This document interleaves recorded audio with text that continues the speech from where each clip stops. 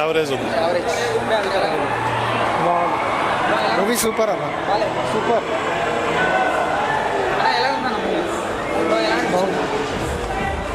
Cinema గుద్దావలా ఉంది. చినిగిపోయింది, గుద్ద దింపేసిరు బా, గుద్ద వలిపోయింది.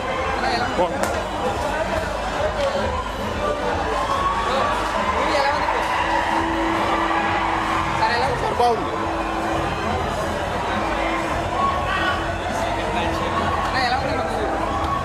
బాలేదన్న, వేస్ట్ వేస్ట్. బాలే సూపర్ సూపర్ సూపర్ అన్న, సూపర్ బాగుంది. సూపర్ అన్న, super. Mister Bachchan blockbuster. బాగుంది.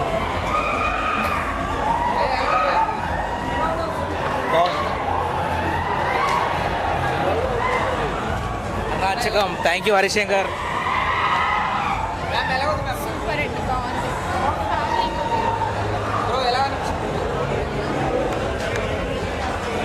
Rod rod rod.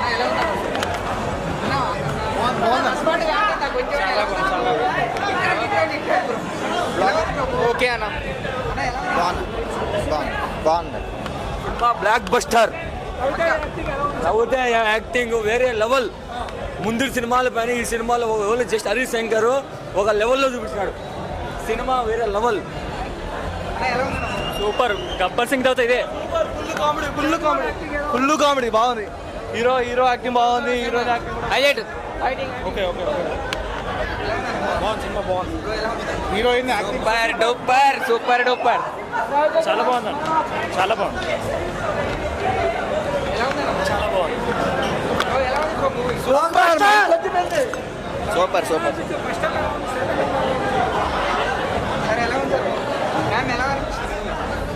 Super super too good, చాలా బాగుంది. కేక రవితేజ గారు చాలా బాగా చూస్తారు, చాలా బాగుంది.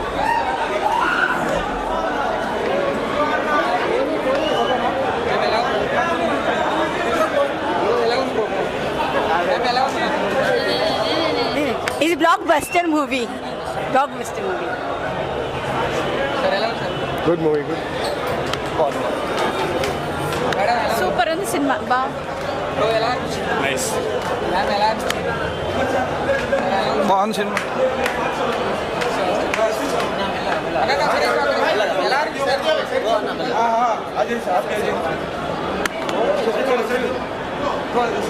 సైడ్ వచ్చాలి, please please.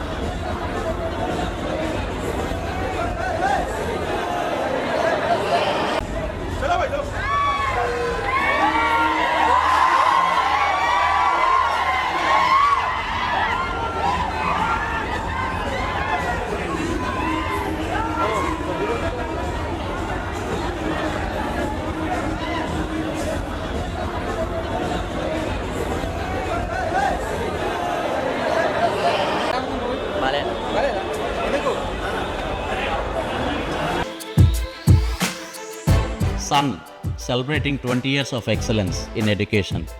Come join us. Comedy entertainment అంతా బాగుంది, కానీ నాకు మూవీ అయితే కొంచెం బిలో యావరేజ్ అని నాకు అనిపించింది.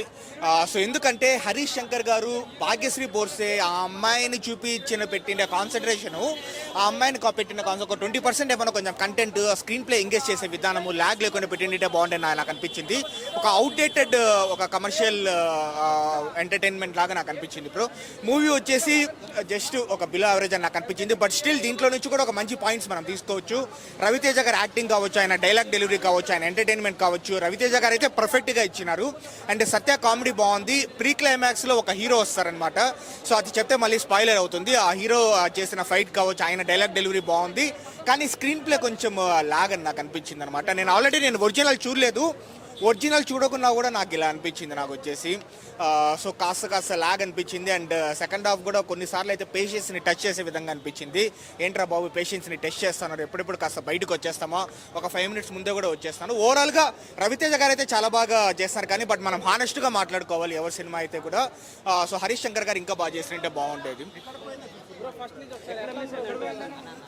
మూవీ ఎక్కడ పోయిందంటే బ్రో ఫస్ట్ మనం పోయిందే దాని గురించి కంటే ప్లస్ పాయింట్స్ మనం మాట్లాడుకుంటే రవితేజ గారు అంటే నాకు కూడా చాలా రెస్పెక్ట్ అనమాట. ఎందుకంటే రవితేజ గారు, నాని గారు, మెగాస్టార్ చిరంజీవి గారు ఇలాంటి పర్సన్స్ అంతా బాగా కష్టపడి వచ్చినారనమాట. వాళ్ళు ఎంతో కష్టపడి ఎదిగి వచ్చినారు. అండ్ ఈ మూవీలో సరే అదంతా కష్టం పక్కన పెట్టేసి ఈ మూవీలో రవితేజ గారు యాక్టింగ్ కూడా ఎక్సలెంట్గా ఉంది. లాస్ట్ 5-6 మూవీస్తో కంపేర్ చేస్తే ఆయన ఎనర్జీ లెవెల్స్, ఆయన యంగ్ లుక్ కావచ్చు, ఆయన డైలాగ్ డెలివరీ అంతా బాగుంది. కాకపోతే హరీష్ శంకర్ గారు కొంచెం స్క్రిప్ట్ మీద కాన్సన్ట్రేట్ చేయలేదు. ఆల్రెడీ ఒక సక్సెస్ఫుల్ స్టోరీనే తీసుకున్నారు. నేను ఒరిజినల్ కూడా నేను చూడలేదు, అది ఒరిజినల్లో సక్సెస్ఫుల్ అని నేను విన్నాను. ఒక సక్సెస్ఫుల్ స్టోరీని తీసుకున్నా కూడా స్క్రీన్ ప్లేని ఎంగేజ్ చేయడంలో కొంచెం నాకు ఒక అవుట్డేటెడ్ కమర్షియల్ ఎంటర్టైనర్ నాకు అనిపించింది బ్రో. అంటే కమర్షియల్ ఆస్పెక్ట్స్ ఏవేవో పెట్టాలనుకుంటా ఉన్నారు, కానీ అది పేషెన్స్ని టెస్ట్ చేసే విధంగా ఉంది నాకైతే. అరే ఎప్పుడెప్పుడు బయటకు వస్తాం రా, సెకండ్ హాఫ్ ఇంకా నిజంగానే ఎప్పుడెప్పుడు బయటకు వస్తాం. ఇంకొక 2 మినిట్స్ ముందే నేను బయటకు వచ్చేస్తాను అనమాట నా వల్ల కాక. ఏదేది 1980s బ్యాక్గ్రౌండ్, కెమెరా వర్క్ బాగుంది, ప్రొడక్షన్ వాల్యూస్, రవితేజ గారి యాక్టింగ్ ఎక్సలెంట్గా ఉంటుంది. మనకు సత్య కామెడీ కూడా బాగానే ఉందన్నమాట, అక్కడక్కడ వర్కౌట్ అయింది. అండ్ ప్రీ క్లైమాక్స్లో ఒక హీరో వస్తారనమాట. ఇప్పటికి మీకు చాలా మందికి తెలిసిపోయి ఉంటుంది, చెప్తే స్పాయిలర్ అవుతుంది. కానీ అవన్నీ బాగానే ఉన్నాయి. కానీ వీటన్నిటికంటే మించిండేది స్టోరీలో దమ్ అనేది ఉండాలా, కంటెంట్ అనేది ఉండాలా. ఆ కమర్షియల్ ఎలిమెంట్స్ అక్కడక్కడ మర్జ్ చేస్తూ ఉంటాడు కదా, అది నాకు బాగా లాగ్ అనిపించింది అనమాట. ఒక అవుట్డేటెడ్ కమర్షియల్ ఎంటర్టైనర్ నాకు అనిపించింది. సో ఎప్పుడెప్పుడు కొన్ని సీన్స్ అయితే నిజంగానే నా పేషెన్స్ని టెస్ట్ చేసే విధంగా ఉన్నది. నేనైతే హరీష్ శంకర్ గారు అంటే నాకు పర్సనల్గా ఆయన ఇష్టం. అంటే ఏంటంటే ఆయన మూవీస్ సుబ్రహ్మణ్యం ఫర్ సేల్ కావచ్చు, గబ్బర్ సింగ్ కావచ్చు, ముఖ్యంగా మిరపకాయ కావచ్చు, కనీసం వాటిలో ఒక సగం కూడా లేదు. నేనైతే డిసప్పాయింటెడ్ బ్రో. ఒకరి గురించి నాకు తెలియదు, ఇది నా రివ్యూ అనమాట.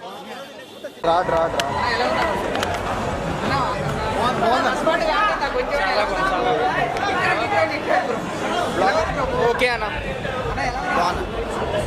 బాగుంది. సినిమా బ్లాక్ బస్టర్. రవితే యాక్టింగ్ వేరే లెవెల్. ముందు సినిమాల పైన ఈ సినిమాలో జస్ట్ హరీష్ శంకర్ ఒక లెవెల్లో చూపించాడు. సినిమా వేరే లెవెల్, సూపర్. గబ్బర్ సింగ్ తర్వాత ఇదే ఫుల్ కామెడీ బాగుంది. హీరో యాక్టింగ్ బాగుంది, హీరోయిన్ యాక్టింగ్ హైలైట్. ఓకే బాగుంది, సినిమా బాగుంది.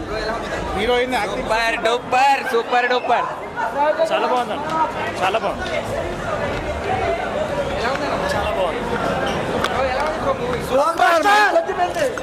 సూపర్.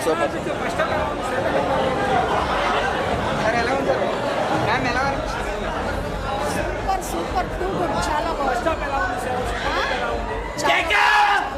కేక రవితేజ గారు చాలా బాగా చూస్తారు, చాలా బాగుంది.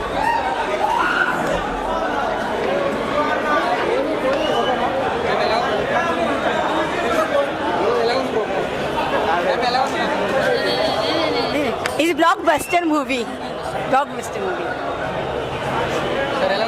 గుడ్ మూవీ, సూపర్ ఉంది సినిమా, బాగుంది. బాగుంది సినిమా.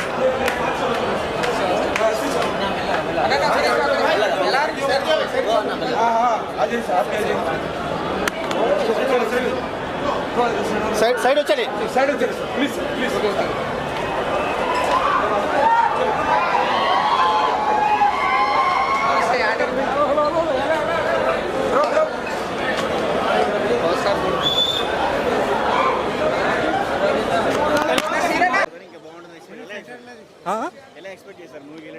అంటే ఇప్పుడు అలా చెప్పాలి. ఇప్పుడు చిరంజీవి గారి సినిమా మొన్న వాల్తేరు వీరు ఎలా ఉంది, పాత చిరంజీవి గారిని చూసినట్టు ఉంది. ఇప్పుడు ఇది కూడా అలాగే ఎక్స్పెక్ట్ చేశాను అయితే. అంటే చూడొద్దు, వద్దురా అంటే చూస్తాను అన్నాడు. ఎంత దిగింది, బయటికి రావడానికి టైం పడుతుంది అంతే. బాగాలేదు, లోపలే లేదు, డొల్ల. ఏమి లేదు ఆ? ఆయన చాలా బాగా చేశారండి, ఆయన చాలా బాగుంది.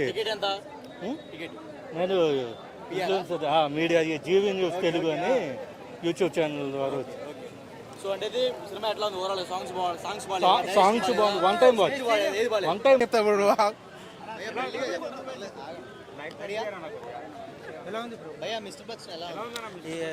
అసలు బాలే బ్రో, నేనైతే డిసప్పాయింట్ అయ్యాను. రేడ్ మూవీ రీమేక్ అన్నా కానీ రేడ్ మూవీ రీమేక్ అంతా సెకండ్ పార్ట్లో కనిపిస్తుంది మనకి. ఫస్ట్ హాఫ్ అంతా రేడ్ అనే కాన్సెప్ట్, ఒక ఎంపీని రేడ్ చేయడం అనే కాన్సెప్ట్ ఏదైతే ఉందో అదొక్కటి తీసుకున్నారు. అండ్ అల్లిన స్టోరీ కానీ స్క్రీన్ ప్లే కానీ కంప్లీట్లీ డిఫరెంట్. అండ్ సాంగ్స్ ఒకటి నల్లంచు తెల్లచీర సాంగ్ ఒకటి, ఇంకొక సాంగ్ మాస్ సాంగ్ ఉంది ఫస్ట్ సాంగ్. ఈ 2 సాంగ్స్ చాలా బాగున్నాయి. బట్ ప్లేస్మెంట్ మాత్రం వరస్ట్ అన్న. ఫస్ట్ హాఫ్ చూసుకుంటే కనుక మనకి రవితేజ గారు ఎంట్రీ ఒక ఎంటర్జీలో ఉంటుంది, మనకి కంప్లీట్ హై ఇస్తుంది. ఆ ఎంట్రీ చూడగానే సినిమా ఒక రేంజ్లో ఉంటుందనే థాట్కి వెళ్ళిపోతాం. అంటే ఫస్ట్ హాఫ్ అయితే మొత్తం పాటలే అన్న, మాటలు తక్కువ పాటలు ఎక్కువ. సేమ్ మనకి మిరపకాయలో హీరోయిన్ కచేరీ ఫ్యామిలీ ఉంటుంది కదా, సునీల్ది ఎట్లా ఉంటుంది సేమ్ అట్లానే ఇందులో సునీల్ పేరు సత్య. ఆ ట్రాక్ అంతా హీరోయిన్ ఇంప్రెస్ చేయడము, వాళ్ళ ఇంట్లో పాటలు పాడి సేమ్ అంటే సిమిలర్గా తీసాడు, ఆల్మోస్ట్ సిమిలర్ తీసాడు. అంటే అన్న ఒకే ఇంట్లో రైడింగ్ అంటే బాగుంది, ఎందుకంటే ఈ కాన్సెప్ట్స్ చాలా బాగుంటాయి. ఇప్పుడు ఫర్ చాలా సినిమాలు ఏంటంటే ఒకటే రైడ్ కాన్సెప్ట్ మీద ఇంకెంతెంత తీస్తారు, ఒక ఇంటెన్సిటీతో వెళ్ళాల్సిన కాన్సెప్ట్ అది. బ్యూటిఫుల్ కాన్సెప్ట్ ఫ్రాంక్గా చెప్పాలి అంటే. బట్ ఏంటంటే మనకి మధ్యలో సాంగ్స్ పెట్టడం వల్ల ఆ చమ్మక్ చంద్ర వచ్చినప్పుడల్లా ముందాన్ని తీసిపడేసాను ఈ సినిమాలోంచి అన్నట్టు అనిపిస్తుంది. అంత క్రింజ్ క్యారెక్టర్ చమ్మక్ చంద్ర అయితే మాత్రం. ఇంకా మళ్ళీ ఆ ఓల్డ్ సాంగ్ నాయనమ్మ అది లవ్ ట్రాక్ ఒకటి, అంతా క్రింజ్ అనిపిస్తుంది మనకి, చాలా క్రింజ్గా అనిపిస్తుంది. రైడ్ సీన్స్ మాత్రం అందులో ఒక మనకి రవితేజ పవర్ఫుల్ డైలాగ్ సీన్స్ కానీ అవి మాత్రం నెక్స్ట్ లెవెల్ హై ఇస్తాయి. ఎక్కడైతే హై ఇస్తుందో కామెడీస్తో తగ్గిపోతుంది అక్కడ. బాలే అన్న ఫ్లాపే అవుతుంది. రిలీజ్ ట్రెండ్ నోస్టాలజికల్ ఫీలింగ్ వచ్చిందన్నమాట. అంటే రిలీజ్ కదా భయ్యా ఇది, అప్పుడు 70s 80s రిలీజ్ పోయా కదా, నువ్వు రిలీజ్ అనుకున్నా. అంటే ఇప్పుడే అస్సాం నుంచి ఇప్పుడే వచ్చాం మనం. అట్లని చెప్పలేం భయ్య, Harish Shankar favourite director. Harish Shankar mark అసలు లేదు, డైలాగ్స్ యావరేజ్. రవితేజ కంబ్యాక్ ఉండాలి, కొత్త స్టోరీస్తో ఉండాలి. హరిశంకర్ ఒకటే మాట చెప్తున్నా నేను, రైటింగ్ ఇంప్రూవ్ చేయండి సార్. మీ దగ్గర ఉన్న రైటర్స్ ఇంప్రూవ్ చేసుకోండి, వాళ్ళ మాట వినండి, అండ్ కొత్త స్టోరీస్ని ఎంకరేజ్ చేయండి. అంతే, రైటింగ్ డెవలప్ చేసుకోవాలి అంతే. సినిమా తలగానే వచ్చింది నాకు, లిటరల్లీ తలగానే వచ్చింది, లిటరల్లీ చెప్తున్నా. ఆమె మూవీలో నేను ఫస్ట్ షోకి వెళ్తాను నేను ఎప్పుడైనా. నాకు చాలా అంటే చాలా బాధగా ఉంది. అండ్ నెక్స్ట్ ఇంకొకరు మూవీకి వెళ్ళాలనే విధంగా ఉండాలి మూవీస్ ఎప్పుడైనా. సో 300 పెట్టుకొని వచ్చా. Literally I'm lost the movie. Money కూడా లేవు, వెళ్ళిపోవాలి ఇంకా.